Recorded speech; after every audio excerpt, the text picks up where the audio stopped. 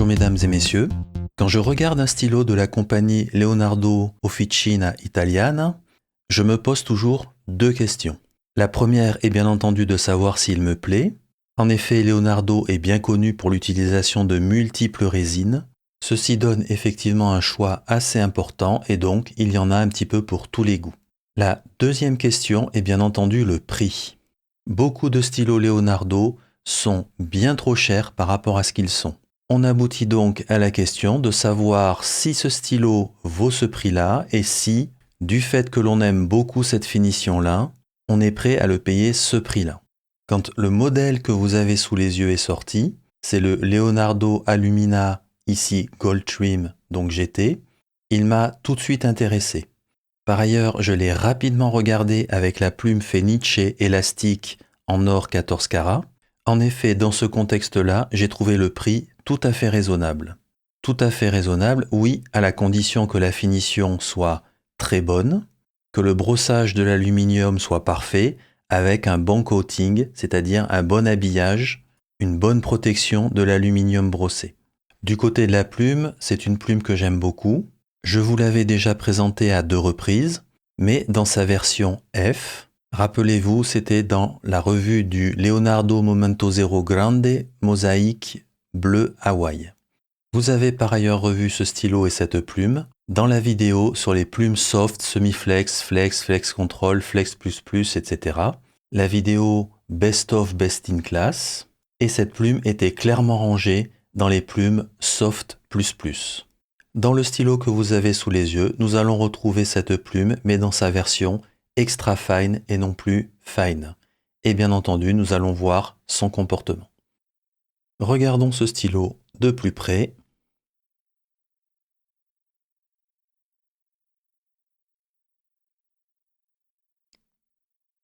C'est bien entendu un stylo grâce à l'aluminium brossé qui accroche joliment la lumière. C'est toujours très difficile de montrer l'aluminium brossé à une caméra, car il y a toujours énormément un jeu d'ombre et de lumière à cause du brossage de l'aluminium.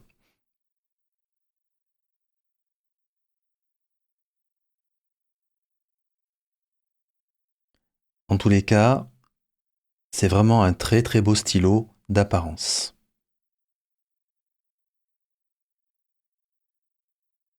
On commence par l'intégration des anneaux. Ici, c'est un anneau bombé. Donc, vraiment pas grand-chose à dire. C'est parfaitement intégré. Pour rappel, on peut toujours dévisser à cet endroit-là pour accéder au convertisseur qui est à l'intérieur, grâce à l'extension du convertisseur que Leonardo met toujours dans ses stylos. On notera qu'ici, c'est vraiment à 90 degrés au bord d'être coupant. Heureusement, ce n'est pas bien grave. Alors personnellement, je n'utilise de toute façon jamais ce côté-là du stylo.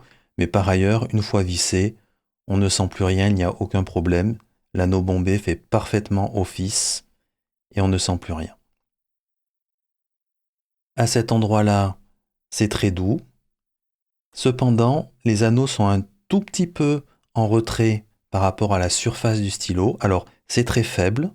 Avec l'ongle, je peux le sentir. C'est pas énorme du tout. Donc, je dirais que c'est plutôt bien fait. D'autant plus que comme on est en train d'insérer un anneau dans du métal, c'est beaucoup plus difficile car après, on ne peut pas repasser avec un polish standard pour vraiment tout aplanir. Donc, je dirais que compte tenu des matériaux du stylo, on est vraiment sur une bonne intégration, pas parfaite, mais une bonne intégration.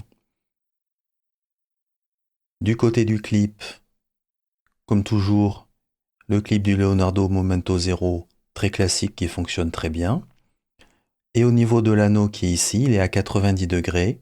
Ça fonctionne parfaitement bien aussi. Et il protégera bien le bord à cet endroit-là de l'aluminium et ça évitera bien entendu d'avoir un angle à 90 degrés qui soit un petit peu coupant. Donc je dirais que d'un point de vue extérieur, il est très bien fait. Et bien entendu, je regarde de près la finition de l'aluminium brossé. Elle est impeccable, elle est très très bien faite. Je n'ai vraiment rien à redire. Alors le problème du coating, de l'habillage pour protéger le brossage de l'aluminium, c'est toujours difficile à dire comme ça quand un stylo est nouveau. On verra avec le temps si ça résiste, mais je pense que le coating est assez bien fait. Il est relativement mince, mais on le sent bien. Quand on passe le doigt comme ça, on sent bien qu'il y a une petite protection au niveau de l'aluminium. Donc je peux avoir bon espoir que ça résiste assez bien avec le temps. Je passe le doigt au niveau des finiales. Alors vous noterez qu'au niveau des finiales, c'est certes fait comme tous les Leonardo Momento Zero, mais le fait que ce soit fait en aluminium donne l'impression que c'est plus pointu que d'habitude. Personnellement, j'aurais préféré que ce soit un petit peu plus doux, c'est-à-dire que Leonardo prenne peut-être un demi-millimètre juste pour adoucir la pointe du cône. Et peut-être même qu'un petit peu plus arrondi aurait été pas mal. Cependant, si vous aimez bien en cône, en chapiteau, avec la pointe très très peu émoussée, si votre goût est celui-ci, ça vous plaira tel quel.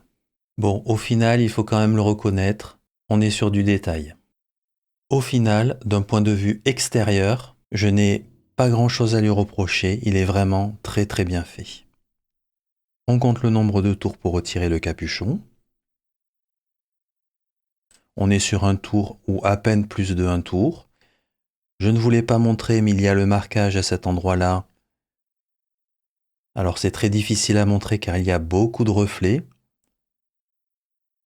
Mais il y a écrit Leonardo Aluminia et le numéro 389 sur 525.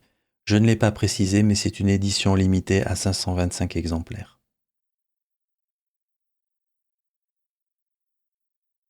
On jette tout de suite un petit coup d'œil à l'intérieur. Alors on vissera, je vais baisser un petit peu la lumière, voilà. On vissera aluminium à cet endroit-là sur plastique et on voit qu'une grande partie de l'intérieur du capuchon a été habillée de plastique. C'est très difficile à montrer car il y a beaucoup de réflexions de lumière, mais l'étanchéité est très bien faite. À cet endroit-là, on voit un angle à 90 degrés, un méplat. Ce méplat viendra accueillir le bout du grip. Donc globalement, toutes les zones importantes ont été plastifiées. Ceci va donc assurer une très bonne étanchéité. Reste juste le point qu'on vissera plastique sur un pas de vis en aluminium, donc en métal. Personnellement, j'aurais tout de même préféré qu'on soit métal sur métal. Mais le bon côté, c'est que c'est du coup assez doux. Il faut attendre évidemment que le pas de vis se fasse un petit peu. On a un petit bruit en vissant, de métal sur plastique. Mais du coup, le vissage est très doux.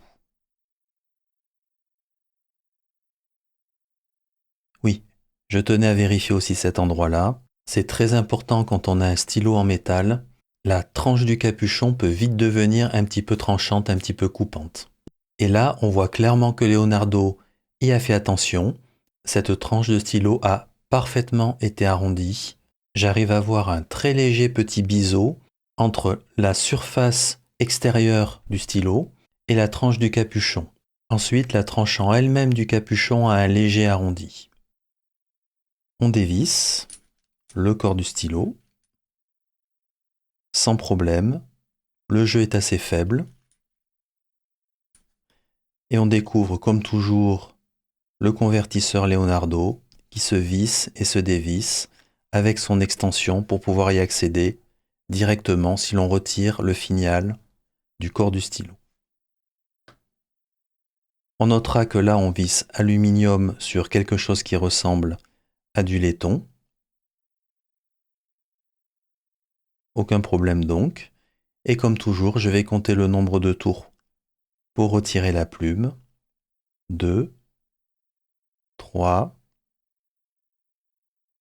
On est presque sur 4. C'est pas trop mal. Pour rappel, le fait que le convertisseur se visse va retirer une partie des contraintes qu'il y a sur le pas de vis entre le housing et le grip, ce qui est une très bonne chose, car je ne vous l'ai pas montré, mais ici, on visse le housing qui est en plastique sur l'intérieur qui est en aluminium, donc sur un pas de vis en métal. Donc il vaut mieux y aller tranquillement, mais vu que ça ne s'active pas, qu'on ne visse pas et dévisse pas tous les jours, ça ne pose pas de souci.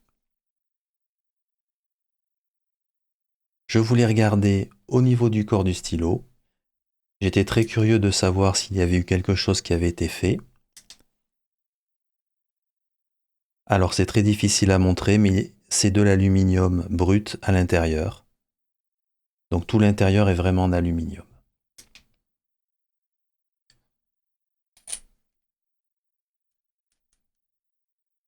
Pour conclure, j'ai affaire ici à un stylo de très bonne qualité, en particulier si on considère que son matériau est l'aluminium.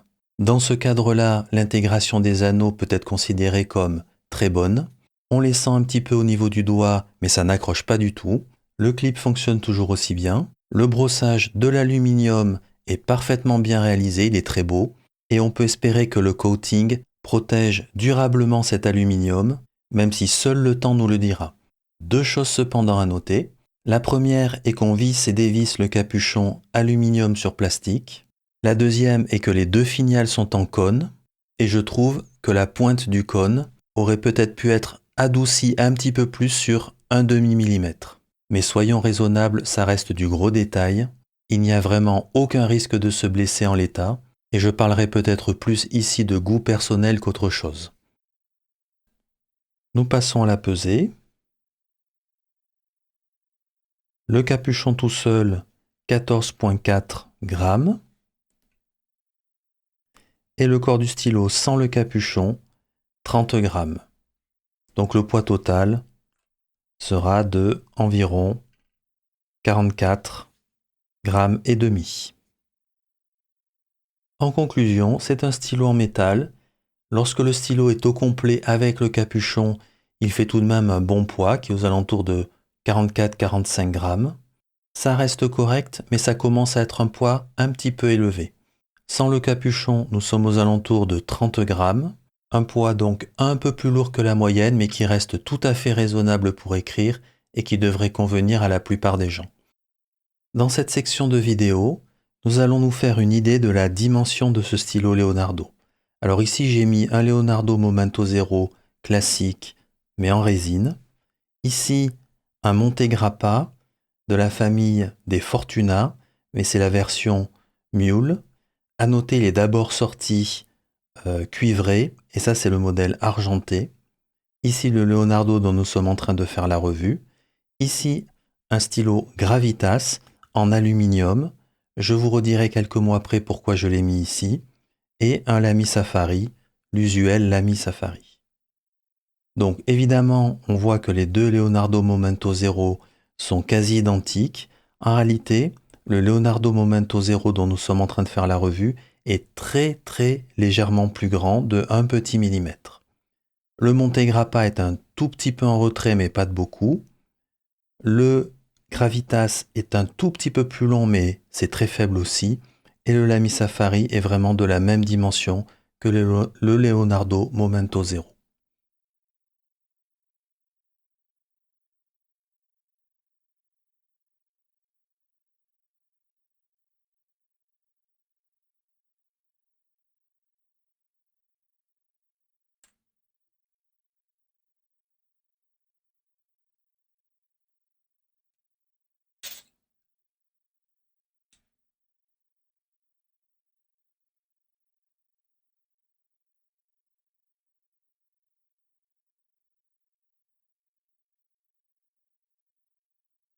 Une fois tous les capuchons retirés, eh bien nous voyons le Montegrappa, les deux Leonardo Momento Zero sont vraiment de même longueur, c'est vraiment identique.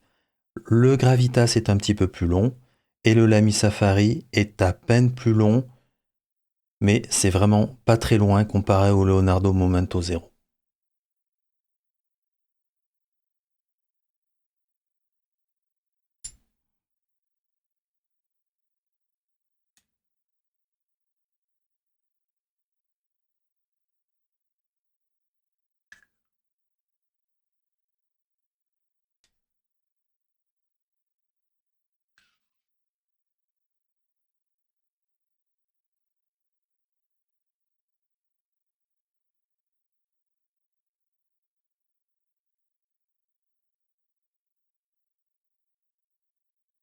Tous ces stylos postent parfaitement bien. Nous voyons que les Leonardo Momento Zero sont tout de même assez longs une fois postés, mais ils postent assez profondément. C'est assez efficace. Le Lamy Safari est à peine plus long. Le Monte Grappa commence à être nettement plus court. Et le Gravitas est encore beaucoup plus court. Il poste encore plus profondément que les Leonardo Momento Zero. Alors, pourquoi j'ai mis le N-Try de Gravitas ? J'ai trouvé que c'était très intéressant car nous sommes sur 2 stylos en aluminium. Je retire les capuchons. Mais très différents. L'un est beaucoup plus mince et élancé et l'autre est, on va dire, plus joufflu, plus épais, mais moins long. Donc je trouve que ce sont 2 choix tout à fait intéressants. Ils sont un peu opposés en termes de forme. Et surtout, si vous aimez les stylos plutôt légers, le Gravitas fait 13 grammes de moins. Ensuite, j'ai voulu vérifier si les grippes étaient vraiment identiques entre l'aluminium et la résine dans ces 2 versions. Et je vous confirme, ils sont parfaitement identiques. Donc j'en ai pris les mesures. C'est vraiment, si vous connaissez le Leonardo Momento Zero résine, eh bien le grip de cet alumina est exactement identique, de même dimension. Et j'ai voulu vérifier aussi dans les zones de changement d'angle au niveau de ce grip, et on est vraiment sur des choses très très similaires. Du côté de la longueur par rapport à ma main, rappel, j'ai une main de taille moyenne. On voit que ça se passe bien, aucun souci. Il est de bonne longueur. Il y a encore un petit peu de marge. Maintenant, si je poste le capuchon, alors ça se passe assez bien quand il est posté, tout simplement parce qu'il poste assez profondément. Du coup, l'appui au niveau de la main fait que le capuchon n'est pas trop vers l'arrière. Le centre de gravité du stylo est donc suffisamment conservé vers l'avant. Donc en termes d'équilibre, ça se passe relativement bien. Par contre, il ne faut pas se le cacher. Ça devient un stylo qui est très consistant dans la main, à 44-45 grammes. Donc il faut aimer quand même avoir un stylo qui a un petit peu de poids. Donc pour résumer, côté équilibre, avec le capuchon à l'arrière, c'est ok, mais il faut accepter d'écrire avec quand même un certain poids. Sans le capuchon,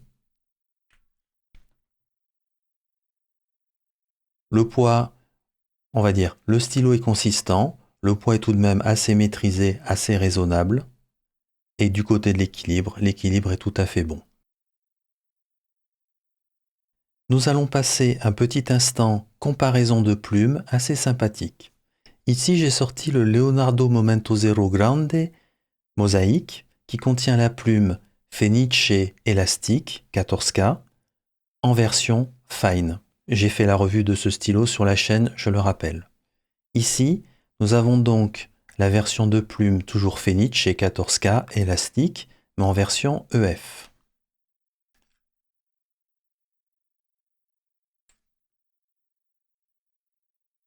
Comparaison de chacune au niveau des stylos. On voit dans un premier temps, nous sommes en fait sur les 2 mêmes plumes, mais sur le Mosaico Grande, la plume sort un petit peu plus, c'est-à-dire qu'elle est un petit peu moins rentrée. Et alors, la question qui vient ensuite, je retourne les stylos, c'est pourquoi est-elle un peu plus sortie ? Tout simplement, nous n'avons pas les mêmes feeds. Ici, nous avons un vrai feed Jowo, tout à fait standard, alors qu'ici, on avait un feed en ébonite. Du coup, je vais les enlever de chaque stylo. Nous avons une version de la plume Fenice qui est vendue avec un feed en ébonite et une autre version qui est vendue avec un feed Jowo, tout ce qu'il y a de standard, pas en ébonite. Alors déjà, on va comparer les 2 plumes. Ce sont bien les 2 mêmes plumes, il n'y a pas de problème de ce côté-là. Par contre, les feeds, évidemment, ne sont clairement pas les mêmes. Feed plastique Jowo, feed ébonite. Du côté du housing, bien entendu, ça va suivre de la même manière. Ici, nous avons le méplat Alors ça sera difficile à montrer, mais je vais vous l'expliquer. Ici, nous avons le méplat usuel Jowo. C'est un housing, tout ce qu'il y a de standard Jowo, ni plus ni moins. Et ici, nous avons par contre le housing, qui usuellement accueille effectivement les plumes Jowo avec un feed en ébonite, c'est-à-dire qu'il est complètement circulaire sans le méplat. Il est compatible Jowo au niveau du pas de vis, mais par contre ce feed-là qui est complètement rond sans le méplat est fait pour accueillir une plume Jowo avec un feed en ébonite. Donc d'un côté, le mosaïque ici a un feed en ébonite, de ce côté-là, cette plume Fenice a un feed Jowo en plastique. Et après, nous sommes sur des plumes qui ont vraiment la même apparence, qui ont l'air vraiment pareilles. Je trouve ça très amusant. La seule chose que je peux vous dire, c'est que la fameuse plume Fenice élastique n'est rien d'autre qu'une plume Jowo, ça c'est certain. Est-ce que c'est une commande spéciale Leonardo avec une épaisseur spéciale, etc. Je n'en sais rien, peut-être. Mais quoi qu'il en soit, chez Leonardo, feed ébonite ou feed plastique, that is the question. Sacré Leonardo. C'est parti pour le test d'écriture. On va voir ce que vaut cette plume. Juste un mot auparavant à propos du grip. Un grip en métal visuellement lisse. Alors pour moi, il n'est pas du tout glissant. Par contre, je croiserai les doigts pour qu'il ne le soit pas pour vous. Mon impression est que le coating a tout de même bien amélioré les choses. Je rajouterai que globalement, à l'écriture, le stylo est très confortable. Passons cette fois à la plume. Je ne vais pas y aller par 4 chemins, c'est une plume que j'aime beaucoup. Comme sur le Leonardo Mosaïque dont j'avais fait la revue, elle est bien bouncy, elle a un bon snapback, c'est une excellente plume soft. Je note tout de même 2 différences notables par rapport à la plume que j'avais dans le Leonardo Mosaïque. La première est qu'ici, nous sommes sur une plume extra fine, et dans le Leonardo Mosaïque, nous étions sur une plume F, qui écrivait d'ailleurs un petit peu plus proche d'une M. Ceci fait qu'ici, on aura un petit peu plus de variation de ligne, un petit peu plus de capacité de flex, grâce au fait que nous allons avoir une meilleure variation de ligne. Ça n'en fait pas une plume flex, mais ça permet de donner un bon flair, un peu plus de beauté à l'écriture si on le souhaite. Ça, c'est le bon côté d'avoir une plume EF. On a donc toujours ce côté soft, mais avec un petit peu plus de capacité de variation d'épaisseur de trait. Par contre, à contrario, on ressent vraiment la différence qu'il y avait entre un feed en ébonite dans le Leonardo Mosaïque et ici le feed en plastique Jowo. Ce qui fait que la plume F du Leonardo Mosaïque avec un feed en ébonite ressemblait plutôt à une plume M à l'écriture, c'est que ce feed en ébonite envoyait beaucoup plus d'encre. Du coup, ça accentuait énormément la douceur de la plume et ça accentuait encore plus le côté soft de cette plume. Ici, le feed en plastique allié au fait que c'est une plume extra fine change énormément le caractère de la plume. Je veux dire par rapport au Leonardo Mosaïque. Le feed en plastique ici restreint l'humidité. Alors certes, la plume reste toujours humide, mais le contrôle du flux d'encre est nettement moindre. Donc ce feed en plastique décroît un peu le caractère soft de la plume et permet de donner un petit peu plus de variation dans les épaisseurs de trait. Si cette plume avait eu un feed en ébonite, je prends le pari que le trait fin serait devenu plus épais, qu'il y aurait eu beaucoup plus d'encre sur le papier. En résumé, ça aurait accentué le caractère soft de la plume et diminué les petites capacités de flex de cette plume. Alors vient une question, c'est en faisant un peu de flex avec cette plume, est-ce que je peux aller au railroad? Eh bien, si vous regardez attentivement la vidéo, il y a 2 ou 3 endroits où j'ai été obligé de revenir sur le trait, car il commençait à manquer un petit peu d'encre durant la flexion de la plume. Rien de rédhibitoire car ça ne s'est produit que 2 ou 3 fois et c'était plus un petit manque d'encre que du railroad, mais ça veut dire que si je la poussais un petit peu plus, il lui manquerait certainement un petit peu d'humidité.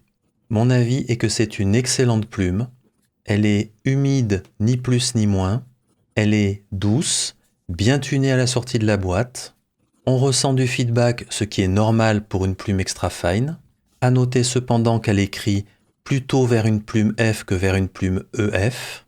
Elle a un très bon bounce qu'on ressent bien pendant l'écriture et en plus un bon snapback. Cette plume est une excellente plume soft, c'est son caractère premier, mais elle conserve un petit peu de capacité de fléchissement, ce qui est toujours bien sympathique quand on veut rajouter un petit peu de flair à l'écriture en plus.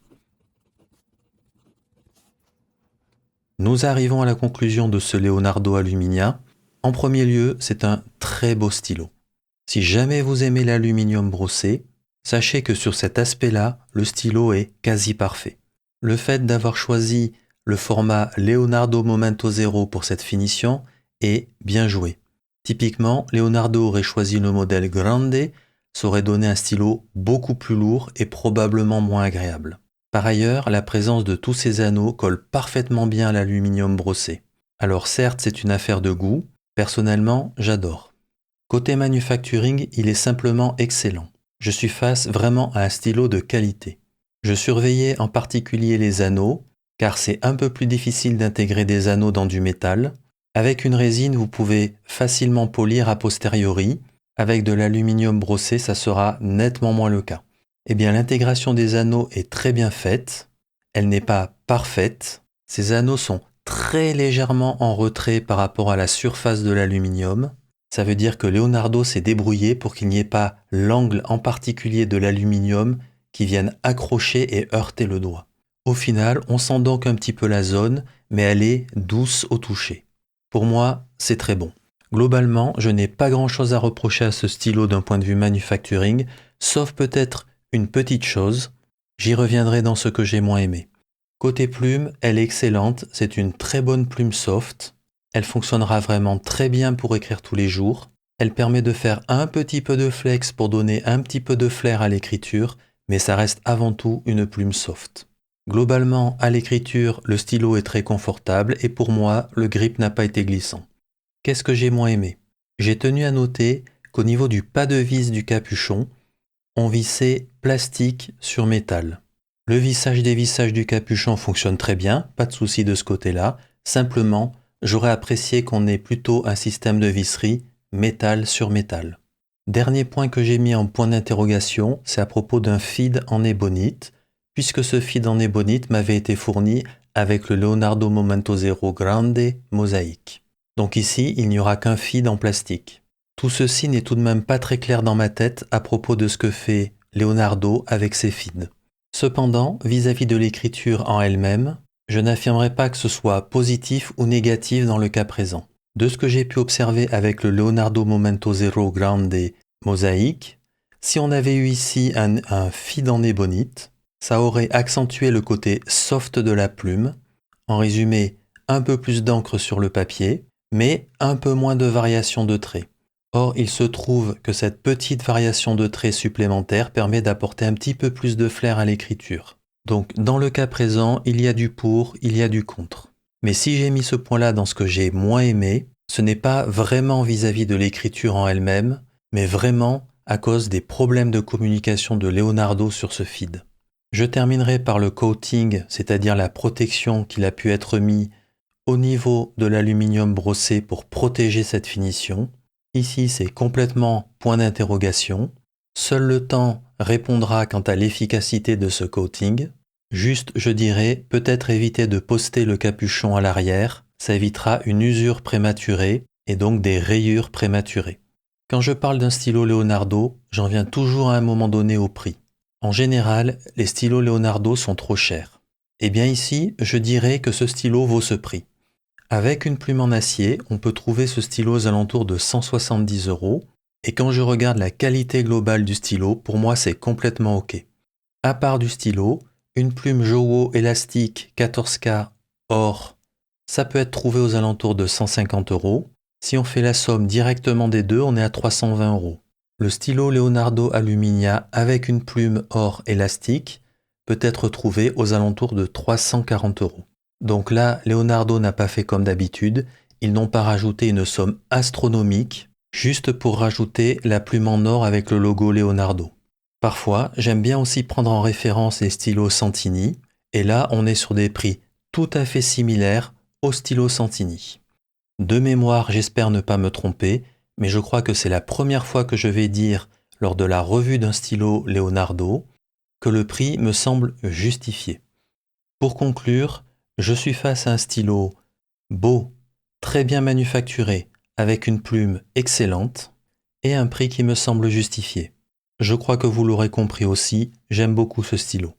Ici se termine la revue du Leonardo Momento Zero Aluminia Gold Trim, muni de la plume entre guillemets Fenice élastique Gold 14K. Je vous remercie pour votre attention et à bientôt.